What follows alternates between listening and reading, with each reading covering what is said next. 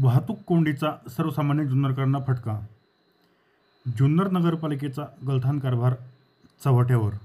रविवारी जुन्नरचा आठवडे बाजार असल्याने आजूबाजूच्या गावातून व्यापारी व शेतकरी मोठ्या प्रमाणावर आपला माल घेऊन जुन्नर शहरामध्ये विक्रीसाठी येत असतात. विक्रीसाठी आलेल्या सर्व शेतकऱ्यांकडून नगरपालिकेचे कर्मचारी ठराविक रक्कम ही घेत देखील असतात. अलीकडच्या काळात काही व्यापारी व शेतकरी हे थेट रस्त्यावर बसू लागल्याने जुन्नर नारायणगाव मार्गावर नवीन बसस्थानक ते परदेशपुरा चौक या मार्गावर मोठ्या प्रमाणात वाहतूक कोंडी होऊ लागली आहे व याचा फटका स्थानिक नागरिकांसह पर्यटकांना देखील बसताना दिसत आहे.